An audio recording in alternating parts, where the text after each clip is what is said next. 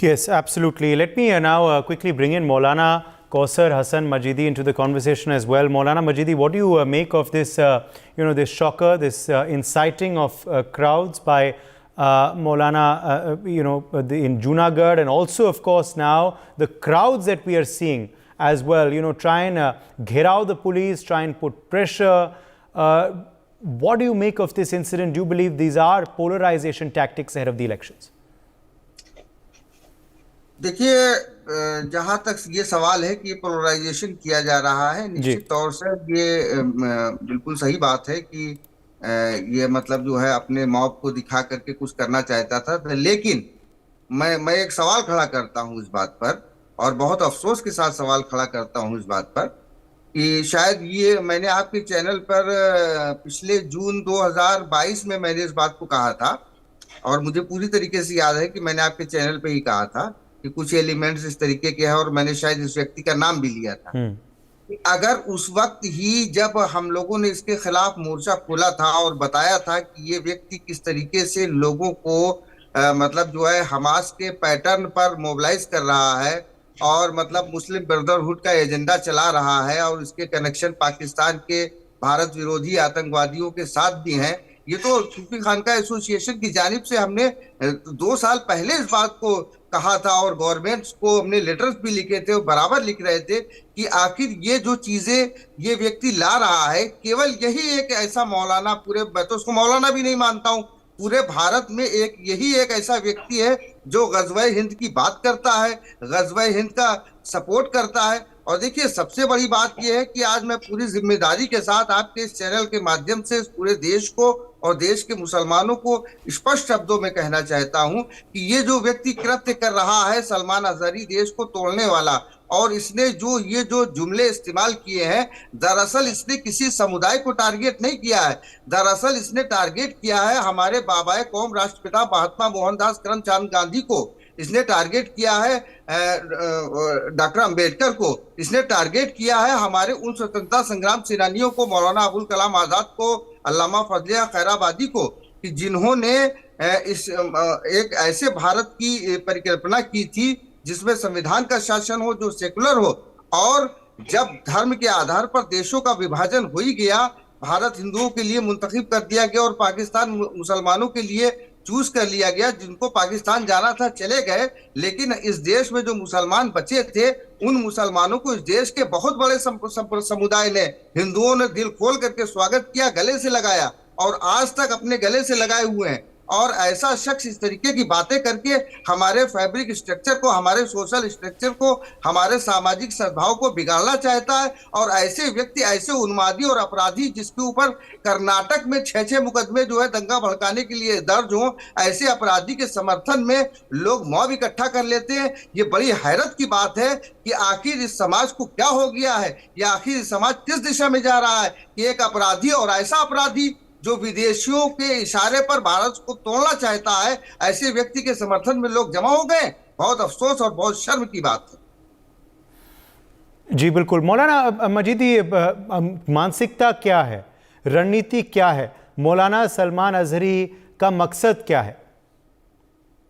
देखिए, मैंने जहां तक इसका अध्ययन किया है, मैं पिछले 3-4 सालों से बराबर इसका अध्ययन कर रहा हूं। अभी 2-3 महीने पहले ये व्यक्ति विदेश में पाकिस्तान के एक ताहिर कादरी नामक व्यक्ति से मिला था। ये वही ताहिर कादरी है जो पाकिस्तान के मंचों पर खुलेआम कश्मीर में जिहाद को सपोर्ट करता है, और ये कहता है कि भारत कश्मीर हमारा है, इस तरीके की बातें करता है। उसके साथ बैठ करके इस व्यक्ति ने इंटरव्यूज दिया और तमाम उस तरीके की उलझुल बातें की। देखिए सर, मैं आपको एक बात बताऊं कि केवल इसने एक यही जूनागढ़ में इस तरीके की खुराफात वाली बात नहीं की है, ये तो बहुत कम बातें हैं। इसने पूरे हिंदुस्तान में घूम घूम करके जहां जहां पर जो है हिंदू और मुस्लिम मिश्रित आबादी में रहते हैं, वहां पर जाकर के इसने इस तरीके के भड़काऊ बयान दिए हैं कि अगर आप सुन लेंगे तो आपको बहुत अफसोस होगा। मैं सिर्फ यही जुमला कह सकता हूं, इसका एकमात्र उद्देश्य जो है भारत में एक ऐसा माहौल तैयार करना है कि जिससे जो है सांप्रदायिक हिंसा हो, और इसका पैटर्न वही है जो पाकिस्तान के आतंकवादी मुल्ला आसिफ अशरफ जलाली का है।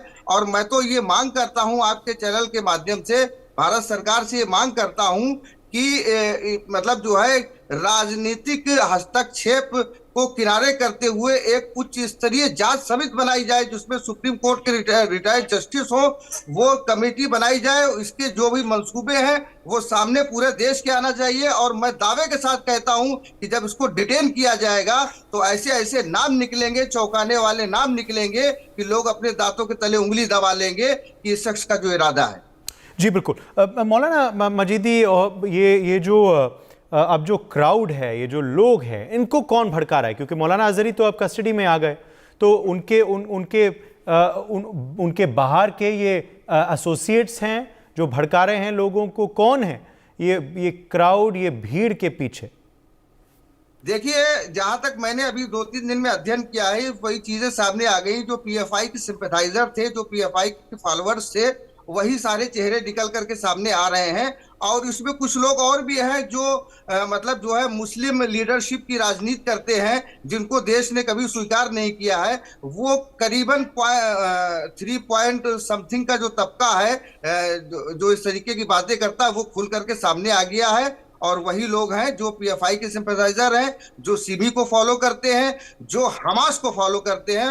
यही लोग जो है वो खुल करके सामने आ गए। आप सोशल मीडिया पर जाकर किसी एक व्यक्ति को पकड़ लें जो सलमान अजहरी का सपोर्टर है, और आप बैक में जाएं 2 साल पहले, तो वही व्यक्ति आपको पीएफआई का सपोर्टर मिलेगा, और वही व्यक्ति आपको मुस्लिम ब्रदरहुड का सपोर्टर मिलेगा। जी, क्या आपको लगता है कि और ऐसे प्रयास किए जाएंगे? चुनावी साल है ये, 3 महीने में चुनाव जो हैं वो संपन्न होंगे। क्या आपको लगता है और ऐसे प्रयास होंगे, और ऐसे कोशिशें होंगी? देखिए, कोशिशें तो ये लोग बराबर करते रहते हैं। अगर आप मुझको कभी अलग से मिले तो मैं आपको तमाम ऐसे एविडेंस दूंगा जो मैं बराबर सरकारी एजेंसियों को देता रहता हूं। प्रयास तो मुतवातिर इन लोगों के बराबर जारी रहते हैं, लेकिन इनके प्रयास न पहले कभी सफल हुए थे, न भविष्य में कभी सफल होंगे। ऐसे लोगों को मुस्लिम समाज कभी स्वीकार नहीं करता है। ये बिल्कुल निश्चित तौर पर सिर्फ 3-3.5% के लोगों के बीच में अपने विचारों को पहुंचा सकते हैं। बाकी देश का आम मुसलमान इनके विषय में सोचना भी पसंद नहीं करता है। जी, मौलाना मजीदी, अब क्या आपको लगता है कि जो देश के लोग हैं उनको बचना चाहिए? आपका क्या संदेश होगा, खास करके मुसलमान समुदाय के लिए भी, जो कहीं ना कहीं कभी कभार इन भड़काऊ भाषणों की वजह से भड़क जाते हैं? आपका संदेश क्या होगा देशवासियों को, मुस्लिम समुदाय के लोगों को भी? देखिए, मुसलमानों का एक बहुत बड़ा वर्ग है जिसकी मैं गिनती करता हूँ 95% से ऊपर। उसको अपनी दाल रोटी दलिया की ही ज्यादा फिक्र है, वो इन सब चकल्लसों में नहीं पड़ता। लेकिन मैं सरकारों से जरूर अपील करूंगा, मैं हाथ जोड़ करके आपके चैनल के माध्यम से अपील करूंगा कि राजनीति से इधर हट करके इस विचारधारा पर अंकुश लगाने के लिए ठोस कदम उठाए जाएं। अन्यथा अभी तो नहीं, लेकिन आने वाले दिनों में ये बहुत बड़ा जो है तमाशा खड़ा कर सकते हैं। जी, और अब कानूनी कार्रवाई की बात करें तो क्या आपको लगता है सख्त से सख्त कार्रवाई की जानी चाहिए? भाई, मैंने तो डिमांड ही की है। कल ही मैंने एक जो है गृह मंत्री जी को लेटर लिखा है और गुजरात के मुख्यमंत्री को पत्र लिखा है कि इसको यूएपीए में निरुद्ध किया जाए, और उसके बाद इसकी जो है जांच की जाए, और उसके ऊपर मतलब फास्ट ट्रैक कोर्ट में मुकदमा चला करके सख्त से सख्त इबरतनाक सजा दी जाए, ताकि लोगों को मालूम हो कि हमारे देश के सामाजिक ताने बाने के साथ छेड़छाड़ करने वालों को कितना बड़ा दंड दिया जा सकता है। मौलाना मजीदी, बहुत बहुत शुक्रिया हमारे संग जुड़ने के लिए। मैं